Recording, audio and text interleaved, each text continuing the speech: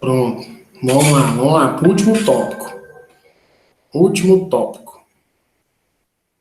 O último tópico que nós vamos falar, com todo o sono que eu já tô, nós vamos falar sobre o estudo do domínio de uma função, tá? Nós vamos falar sobre o estudo do domínio de uma função. O que quer dizer com isso? É o seguinte, existem algumas funções em que eu vou fornecer para vocês a lei de formação dessa função. Só que nem sempre eu vou te dar o domínio da função. Eu vou pedir para que você construa o domínio dessa função. Construa o maior conjunto possível, real, para essa função. Então, quando a gente pede para estudar o domínio da função, vão existir alguns casos que vão me dar um certo tipo de problema. Problema no seguinte aspecto, que eu não vou poder assumir certos valores para essa função, tá? Então a ideia é exatamente essa. Vamos lá então. Dando continuidade aí, estudo do domínio de uma função. Estudo do domínio de uma função. Então, olha só, lembre-se, nesse caso aqui, eu quero obter, o meu desejo é obter o maior domínio real possível para uma certa função. Para uma certa função. Como eu sou bom, né? Mas também esse trem vai acabar, essa pandemia, porque eu podia fazer isso aqui e parar de dar aula, né? E eu ia ficar só sossegado, só curtindo a preguiça. Agora não, aí ano que vem eu dou aula da mesma disciplina e vou e gravo tudo de novo, dou aula tudo de novo, em vez de mandar tudo pronto, né? Oh, mas é bom, viu? Agora que eu lembrei disso, mas nenhum ano é igual ao outro. Então vamos lá. Eu acho que ninguém grava aula igual a mim, né? Eu gravo aula naturalmente mesmo. Numa boa, num sono do jeito que eu tô, mas vou indo. Obter o maior domínio real possível para uma certa função. O que é que eu quero dizer com isso? Vão existir casos que não vão te dar problema nenhum. Como assim dar problema, né? Eu estou falando toda hora de dar problema, mas, por exemplo, imagine essa função aqui. F de x igual a 2x mais 3. Essa é a lei de formação de uma função. Aí eu vou te fazer uma pergunta. Qual é o domínio dessa função? Qual é o maior conjunto que você pode assumir para essa função? Aí você começa a pensar assim: para quais valores de x eu posso assumir nessa função? Aí você fala, será que tem algum problema para essa função? Aí, por exemplo, para qualquer valor de x que você substituir aqui, não vai gerar nenhuma indeterminação matemática. Quando eu digo ter problema para nós, é a geração de uma indeterminação matemática. Que tipo de indeterminação é essa? Por exemplo, zero elevado a zero, 2 dividido por zero, a raiz de um número negativo. Essas coisas eu não conheço. Eu não sei o que é zero elevado a zero. eu não sei o que é dividir por zero, eu não sei o que é extrair a raiz quadrada de um número negativo dentro do conjunto dos números reais. Então isso daqui seria um problema para mim. Mas não apareceu isso, não apareceu zero no denominador, não tem nada de, não tem nem denominador aqui, só tem número 1. Não apareceu nenhuma função dentro de raiz. Então não tem problema. Se não tem problema, o maior domínio que essa função pode assumir é exatamente o conjunto dos números reais. Então, pronto, já estudei o domínio dessa função. Agora, e se eu tivesse essa daqui? F de x igual a x ao quadrado mais 4x menos 3. De novo, será que existe algum problema para essa função? Será que existe algum valor de x que eu substitua e gere um certo problema? Aí você olha, tem raiz? Não. Tem coisa no denominador? Não. Tem variável no expoente? Não. Então não tem problema. Então, de novo, o domínio dessa função é o conjunto dos números reais, porque é o maior domínio que eu posso assumir para ela. Porém, e se eu tivesse algo assim? F de x igual a 1 dividido por x. E agora? Será que existe problema para mim? Aí você, opa, peraí. Começou a aparecer coisas no denominador. Variável no meu denominador. Se aparece variável no meu denominador, nossa, gente, eu estou gravando esse trem agora que eu lembrei disso. Espera aí. Não, estou gravando. Se existe variável no denominador, é possível que isso me dê um problema. E qual poderia ser o meu problema? O meu problema é zero no denominador. O meu denominador, ele não pode ser, em momento algum, zero. Porque eu não conheço a divisão por zero. Então, eu vou resolver o problema tirando ele, quer ver? O que eu vou fazer? O meu problema está aqui. O que o meu denominador deve ser? O meu denominador, ó, deve ser denominador deve ser diferente de zero. Então o que eu faço? O maior domínio que eu posso assumir é mandar o meu denominador ser diferente de zero. Então eu vou pegar o que tem no denominador e vou mandar ser diferente de zero. Ou seja, qual é o domínio? Ué, o domínio é todo o conjunto x que pertence aos reais, tal que o x é diferente de zero. Qualquer valor menos o zero. Pode ser representado assim, R estrela, ou pode ser representado R menos o valor zero. Pode ser representado dessas três maneiras. Vamos mais um exemplo. E se eu tivesse assim, f de x igual a 5x menos 3 dividido por 2x mais 10. Vamos lá. Variável no numerador, eu já vi que não é problema, pelo primeiro exemplo e o segundo exemplo. Mas eu tenho variável no denominador. Se eu tenho variável no denominador, qual que é a brincadeira?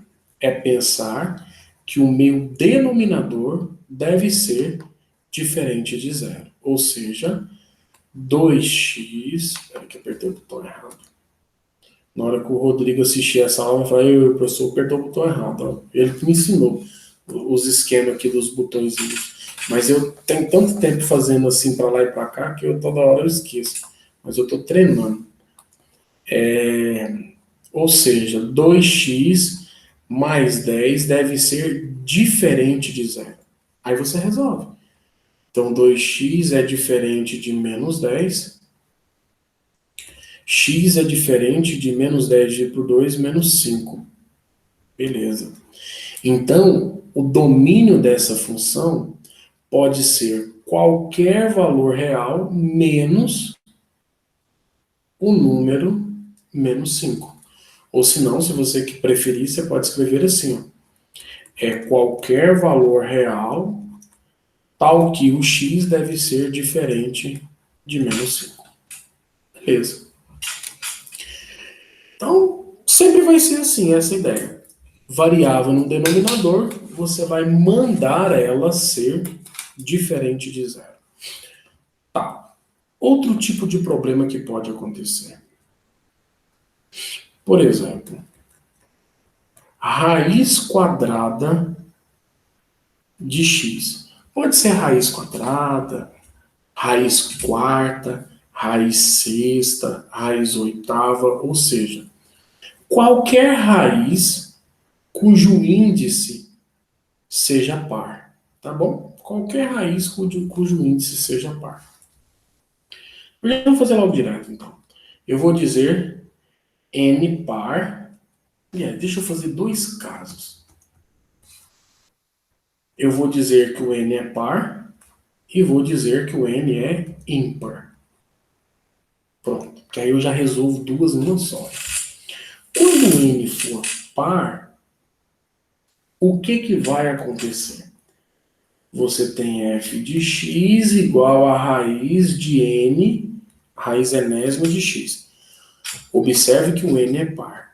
Se o n é par, eu vou ter que obedecer esse cara aqui.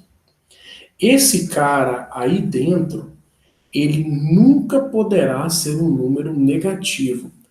Porque dentro do conjunto dos números reais, eu não consigo extrair a raiz quadrada de número negativo. Então, o que acontece? Para o domínio dessa função, esse cara deverá ser maior ou igual a zero. Então, o domínio dela é x que pertence aos reais, tal que o x deve ser maior ou igual a zero. Já o caso onde o n é ímpar, eu vou ter f de x igual a raiz enésima de x. Só que aqui, por exemplo, quem é a raiz cúbica de 8? A gente sabe que é 2. Quem é a raiz cúbica de menos 8? Essa eu sei também, é menos 2. Então não tem um problema se o número lá dentro é positivo ou se o número lá dentro é negativo. Logo, o domínio dessa função, quando n é ímpar, é o conjunto dos números reais. Eu vou ter problema somente quando o n for par, que aí eu vou ter que mandar ser maior do que zero, maior ou igual a zero. Quer ver? Então vamos pensar no exemplo aqui. Vamos supor, f de x é igual a... quê? Vamos imaginar aqui, sei lá, a raiz quadrada de 2x, bota aí, menos 2x,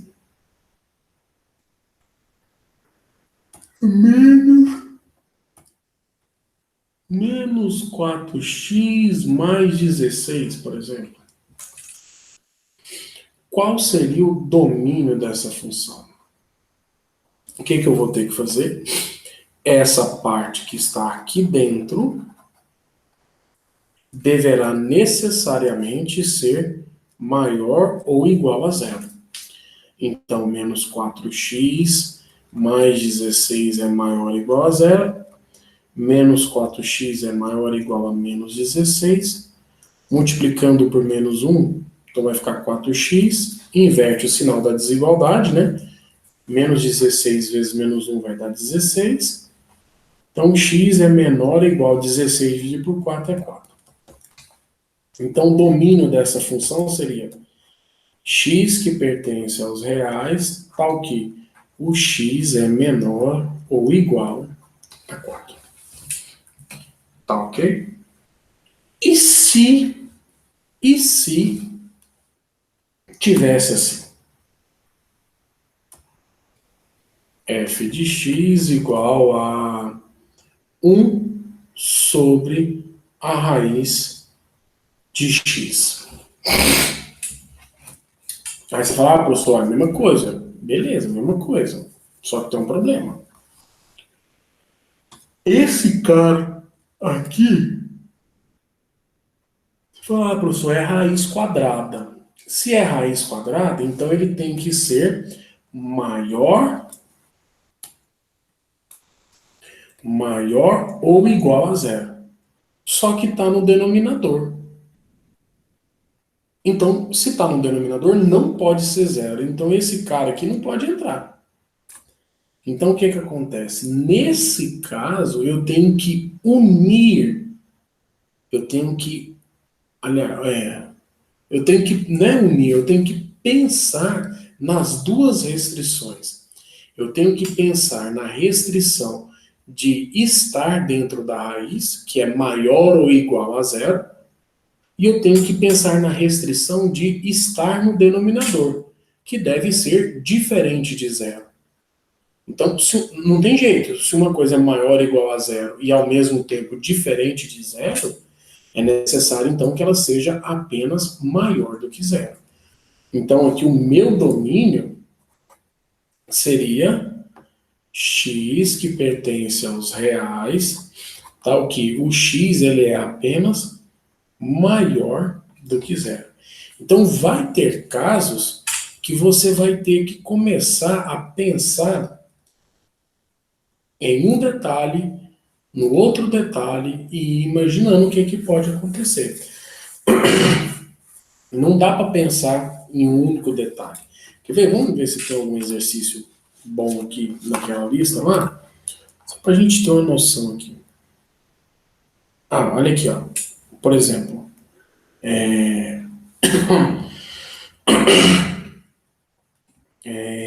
olha aqui. Tá vendo nesse caso, ó? A raiz quadrada de x menos 1 dividido pela raiz quadrada de 2 menos 1.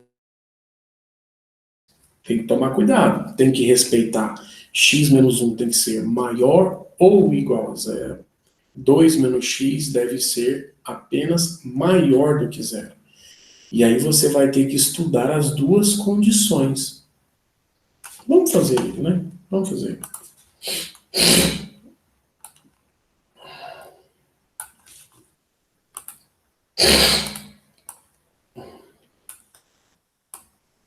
Eu posso fazer ele de um outro jeito também, mas eu não ensinei ainda, eu vou ensinar mais para frente. Uma coisa chamada de inequação produto, tá? E inequação quociente. Mas eu vou fazer isso mais para frente. Então não vou fazer desse jeito agora não. Vamos lá. Quais são as restrições que existem? Primeira restrição. A primeira restrição é que 2 menos x está no denominador e dentro de raiz, então ele tem que ser maior do que zero, apenas maior. Então significa que menos x é maior que menos 2, multiplica por menos 1, então significa que x é menor do que 2. Multipliquei aqui por menos 1. Então essa é a primeira restrição. A segunda restrição é que essa parte aqui de cima, como está dentro de raiz, ela tem que ser maior ou igual a zero, porque está no numerador agora. Então, x tem que ser maior ou igual a 1. Então, você tem esta restrição e esta restrição. A primeira restrição, eu vou fazer como manda o figurino, porque isso daqui vai ser muito importante para mim mais para frente. Não é agora, mas mais para frente, isso aqui vai fazer muito sentido para mim. A primeira restrição, ele fala que o x tem que ser menor do que 2. Então, vou marcar o 2. Se é menor do que 2, a bolinha é aberta e eu faço isso.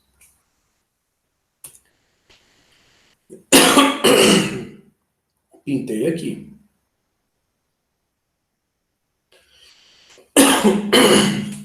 No outro caso,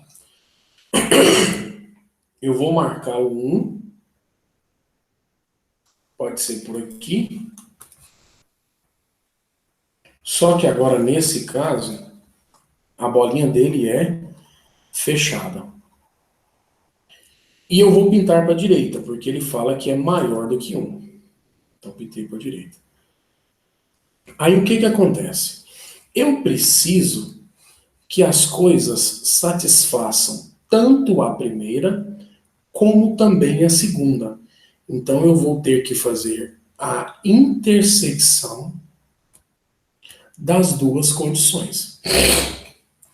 Fazer a intersecção das duas condições, nós vamos ter um aqui e o 2 aqui.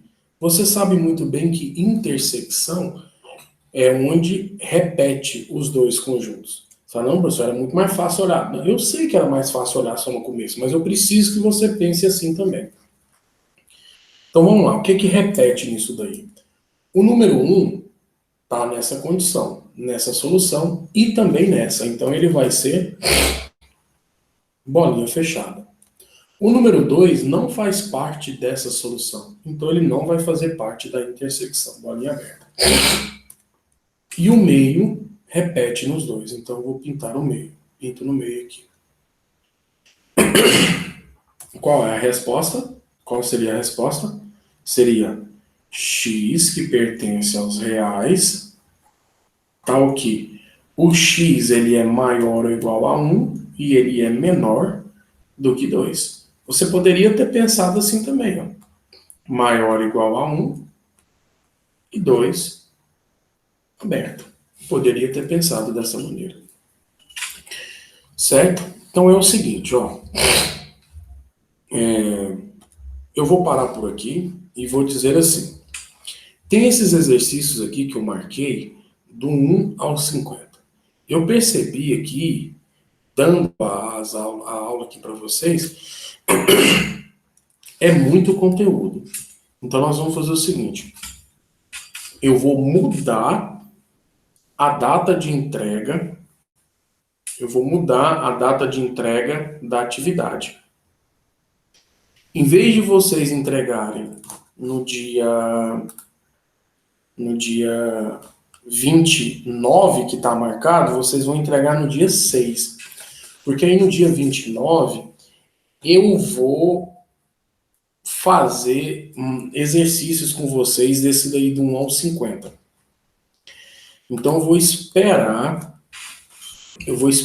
vocês assistirem às aulas durante essa semana. Aí, na semana que vem, na aula do dia 20, no dia 29, na aula do dia 29, eu vou tirar dúvidas. Nós vamos fazer uma série de exercícios aí.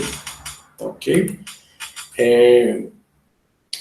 Para eu fazer uma sacanagem com vocês, para verificar quem é que está assistindo a aula, eu vou fazer uma sacanagem com vocês.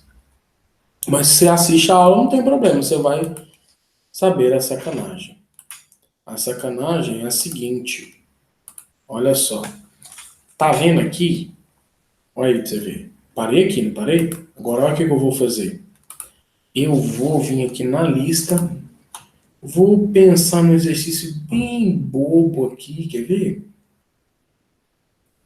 Olha só, olha aí, o exercício mais besta que tem, ó.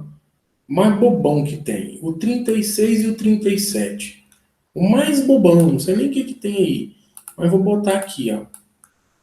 Esses dois exercícios idiotas aqui, que são bem simples, vocês irão fazer o seguinte. Vocês vão resolver na mãozinha bonitinha ou na mesa digitalizadora e vai mandar para o meu e-mail 36 e 37. O meu e-mail é Cariton.lula, tudo minúsculo, tá? Eu não sei escrever mais minúsculo. É tudo minúsculo. Cariton.lula, arroba, ifg.edu.br. Quem mandar tem mais um visto aí. Ou seja, aquelas atividades que valem 2 pontos, se você não mandar essas duas bobeirinhas aí, você não vai ter esse visto. Então eu vou ver quem é que assiste às aulas. E eu fiz de propósito para ficar na última, porque vocês precisam assistir às aulas. Então é isso aí. Beleza, valeu, até mais. Vou dormir. Cadê o trem? Cadê aqui? Parei.